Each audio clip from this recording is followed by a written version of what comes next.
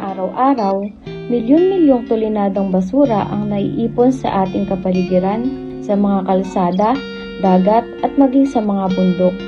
Isa ito sa mga pinakamalaking hamon na kinahaharap ng ating mundo ngayon, ang garbage pollution o polusyon dulot ng basura. Hindi lang ito simpleng problema ng kalinisan. Ang tambak na basura ay nagdudulot ng masamang epekto sa ating kalusugan, kapaligiran at maging sa ating kinabukasan. Habang patuloy tayong nagtatapon ng walang pakialam, unti-unti namang nasisira ang likas na yaman na nagbibigay buhay sa atin.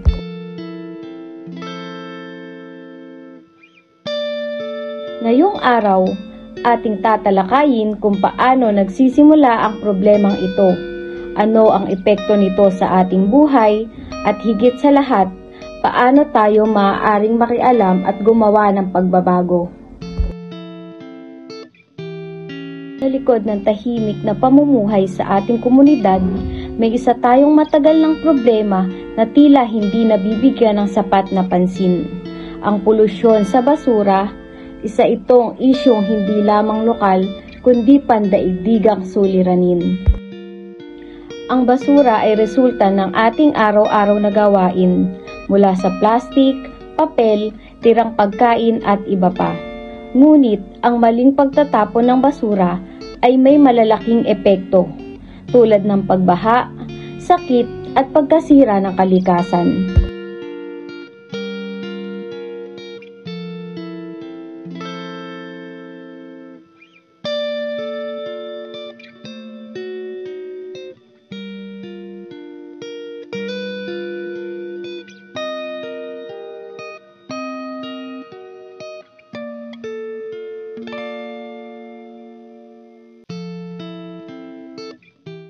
Ano po ang masasabi ninyo tungkol sa kalagayan ng basura sa ating komunidad?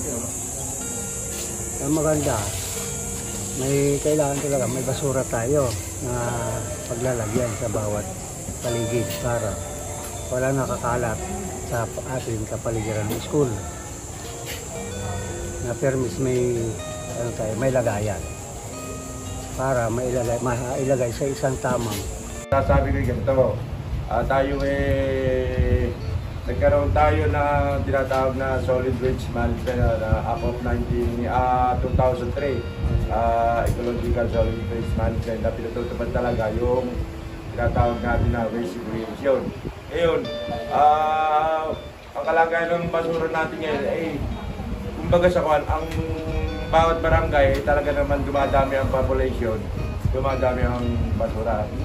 Ika kasi sinasabi natin na hindi na mababawasan ng basura kung dumadami ang population. Ang tanging magiging lunas lang natin dyan ay kailangan ng pagtutulong-tulungan ng mga bawat barangay, community o ano mga namamahala sa barangay para yung kalagayan ng basura natin ay medyo nababawasan.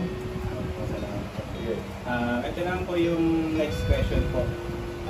Sa tingin niyo anong dahilan kung bakit patuloy ang problema sa basura? Yun nga, ang sinasabi nga kung bakit patuloy ang problema ng basura. At nga yung nasa una yun, nasagot ng yung dumadami ang consumer. Tingin ninyo, ano ang dahilan kung bakit patuloy ang problema sa basura? Dahil tayo, marami nagkakalat para doon na mga estudyante, kailangan ng mga estudyante marunong din magligpit ng mga kanilang pinagkainan ng mga pinagamitan ng pagkain. Dapat ilagay natin sa isang tamang paglalagyan ng basura. Yun nga, ang sinasabi nga kung bakit patuloy ang problema ng basura. Sabi nga yung nasa una yun, nasagot ng yung dumadami ang consumer, dumadami ang waste. Hindi ka mukha nung araw na madalang ang consumer, madalang din ang basura. Ngayon, bilang isang nanunungkulan sa barangay, talaga naman pinapupusigan namin na mabuhatan ng basura. Yung nga lang ay talaga naman na nadami ng consumer, dumadami lalo ang basura. Paano paano kayo naapektuhan ng ganitong sitwasyon? Wow, kami ang dahil lang dyan, kami ang namroblema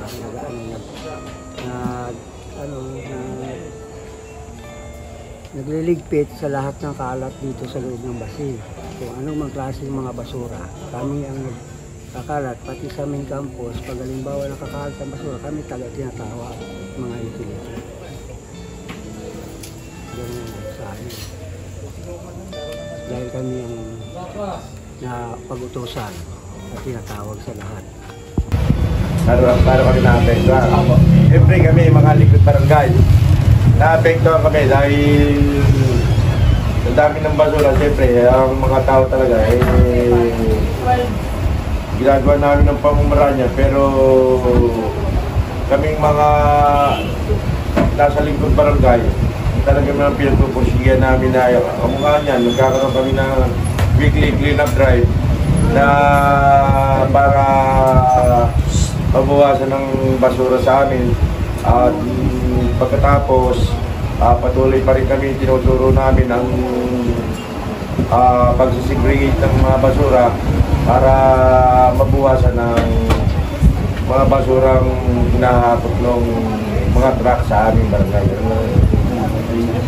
May mga proyekto o hakbang ba ang inyong komunidad tungkol dito?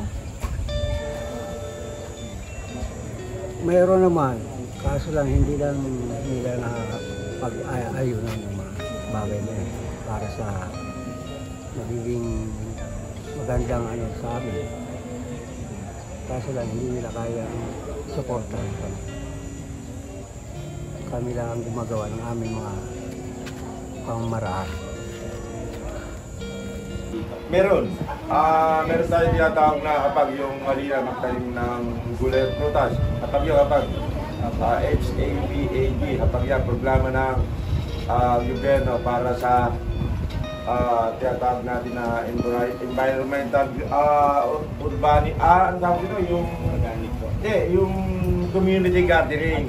Ngayon, para mabawasan yung nakuha natin mga basura, kumuha ng mga recyclable material, nagagamit natin sa community gardening.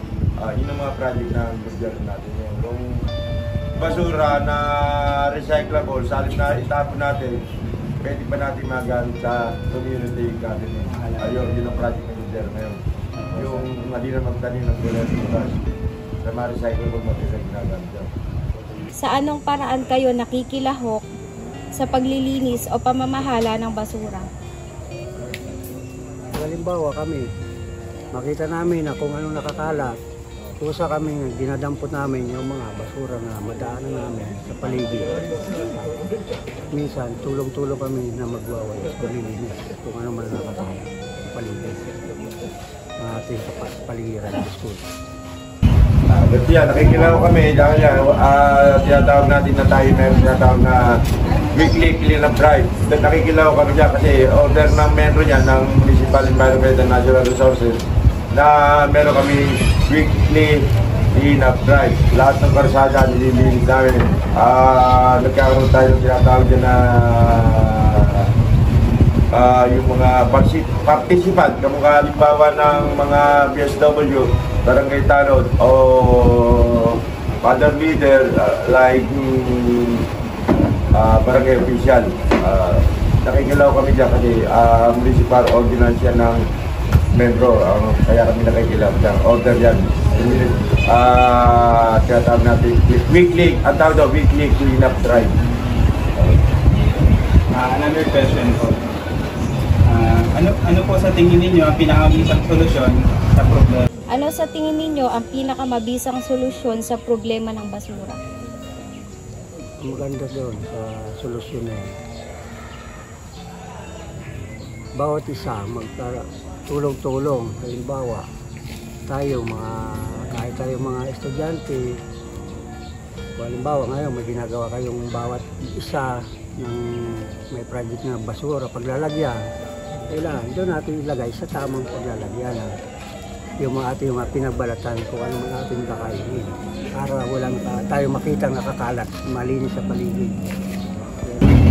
Yun na nga, ang pinakamabisang solusyon ng basura, magkaroon ng pag-aaral yung mga tao na itama ang wastong pag-segregate ng basura. Like ang nabubulok, ang hindi nabubulok, at ang nare-recycle. Sabi ko guys, yung biodegradable, non-biodegradable, and recyclable. Pag hindi naipatupad natin community, talagang mababawasan ng basura niya. Kasi unang-una, yung mga natatawag natin mga recyclable, hindi na natin bibigay yun sa tinatawag natin na pantapon ng basura. Nagkakaroon pa tayo ng halabay, lalag na yung mga bote, bakal, papel, goma, plastic, pwede nating ibenta sa junk shop. Kaya pwede na magiging solusyon ng para marikisa ng basura. Tapos yung mga nabubulok, pwede natin gawin na composting niya. Halimbawa, maglagay ng maghukay lang tayo na kung may maluwang tayong pwesto, maghukay tayo ng mga ilang square meter. Lahat ng nabubulok to, pwede natin ilagay ito. Yung mga balat ng sagay, yung mga balat ng prutas, mga kanin na lamig na hindi na makakain. Tapos yung yung mga nabubulok na dahon, pwede na natin daw para yung mga basura natin na babawasan, ang kukunin lang sa atin yung mga biodegradable, yung hindi nabubulok, non-biodegradable. Hindi na lang mapupunta sa basura para ma-ignore natin ang dami ng basura may nakakapot dito sa bawat barangay. May nakita ba kayong pagbabago sa mga nakaraang taon? Minsan meron, pero minsan parang wala pa rin dahil ganoon pa rin ang nangyayari. Patuloy pa rin kami na naglilinis sa kung ano mga nakakalat dyan. Pati mga upuan ng school, nakakalat kung saan. Kami pa rin nagliligpit. Dapat kung sino naglabas ng mga upuan sa kwarto, siya rin ang magbabalik. Huwag hayaan sa labas na kami mga utility ang kumukuha pa doon kung saan ang nilagay. Kami magbabalik sa mga room. Dapat sila nakusang sa sarili nila ang magligpit, magdala doon. Magbalik sa kung saan nila kinuha. Gaano kahalaga ang edukasyon sa tamang pagtapon ng basura? Napakalaki niyan. Napakahalaga ng edukasyon sa tamang pagtapon ng basura. Sinabi ko na nga, kung ang lahat ng tao ay susunod sa Republic Act 9003, yung solid waste management, talagang matutupad na yung mga basura natin may sa kamukha niya. Kailangan ng mga tao sa wastong pagsasanay. Bakit kailangan natin yung wastong pagsasanay? Kasi unang-una, ang mga sinaunang mga tao noon, yung mga population, pagka nakita nila yung basura, tapon na lang, hindi nila alam na yun ay nagiging kalusan na yun ang host ng pagka hindi napunta sa kanal, magbabara yung mga kanal, pag-uulay, yung tinatawag na nagkaroon tayo ng pagbaha. Magbabara sa mga kanal, hindi natin alam kung ba't binaha tayo, yun ang cause ng pagbaha. Ngayon, kung meron tayong pag-aaral na dapat napakalaga talaga ng pag-aaral para sa basura. Una-una yung wastong pag-segregate ng basura, kinakailangan yan. Kailangan talagang iwa-iwala yan para matutunan nila. Tapos yung isa, kailangan natin ng mga bata na talaga na dapat ma-involve sila sa bastong pag-aaral ng pag-segregate ng basura. Yun ang kailangan natin ngayon para dating ang panahon talagang babaw tayo kung walang pag-aaral lang. Dapat nga, tuturo na sa eskwela niyan para naman yung mga kabataan, pag uwi nila, nay, ganito, tinuro sa amin kung ito para pagbuwasan ng basura, hindi yung sabay-sabay natin ilalagay sa sako. Totoo rin yan, pag hanggang tinatawag natin na binabasag na bote, o nabasag na mga lata o yung mga goma, mga plastic, pinagsama-sama natin yan. Ano po yung mensahe nyo tulad po sa aming mga estudyante tungkol po sa issue na to? Hindi, ang maganda nga yan. Ang masabi ko lang, dapat bawat isa, yung mga estudyante, ano na lang, isipin na lang nila kung ano mga bagay na para makatulong na sa school. Bawat isa, mag-ano na lang sila, pagtulong na ng school na kung anong nakakalat, mga gay, basura, halimbawa kung anong mga pinagbalatan, doon sila na lang bahala maglagay sa pinaglalagyan kung may basurahan. At yung halimbawa, magamit yung upuan, ilalabas, ibabalik nila pagkatapos. Huwag hayaan na nandoon lang sa pinag-upuan nila. Ganun ang dapat nga maganda. Para tulong na rin tayo, nakatulong na rin tayo sa school, nakatulong na rin tayo sa mga empleyado na huwag sobrang hirap na mandanasin. Kasi napakarami ang aming trabaho na ginagampanan, pati yung mga nakakalat na dapat iligpit ng mga estudyante, kami pa nagliligpit.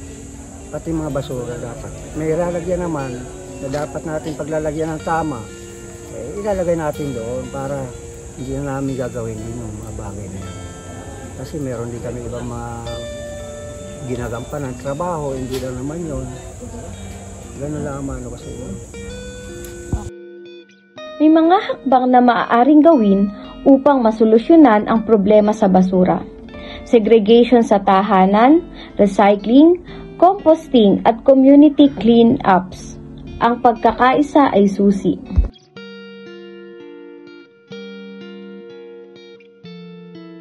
Hindi lamang sa ating barangay umiiral ang ganitong problema. Ayon sa mga eksperto, milyon-milyong tulinada ng basura ang napupunta sa karagatan taon-taon. Isa itong pandaigdigang krisis.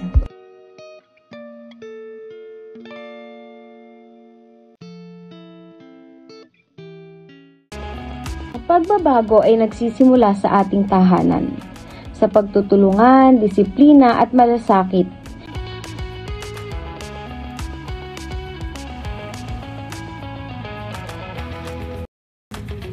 Kaya nating gumawa ng malinis at ligtas na kapaligiran para sa kasalukuyan at sa susunod na henerasyon.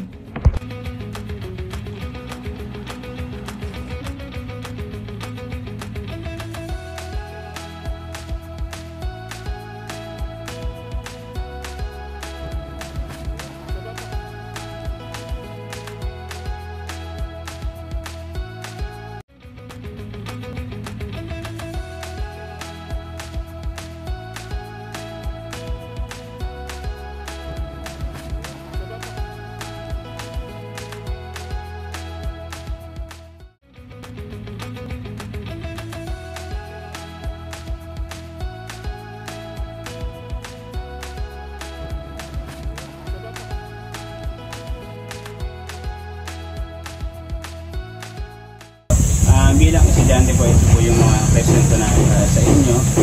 Ano ang inyong ginagawa para mabuwasan ang basura sa inyong tahanan o paaralan? Sa bahay kasi namin, meron talaga kami basurahan para sa mga plastic, yung mga hindi na nabubulok. Tapos bubukod namin yun. Yung mga nabubulok naman, ipo-compose namin yun para gawin sa kanya. Maganda po yan. Pero sa ano po natin, sa second question po natin, sa iyong palagay, bakit mahalaga ang tamang pagkatapon pag-segregate ng basura? Katulad ng sinabi ko, pinaghihiwalay na namin siya yung nabubulok at hindi nabubulok. Yung nabubulok na ginagawa namin siyang pataba. Yung mga pwede naman i-recycle, katulad ng mga lata, pwede naman natin siya ibenta sa junk shop. Magiging cost pa yun ng income natin. Ganun. Thank you po sa inyong question. And then din po tayo sa third question po. Paano mo mahikayat ang ibang mong kaklase o kaibigan na maging responsable sa basura? Pwede tayo maging good example. Ganun.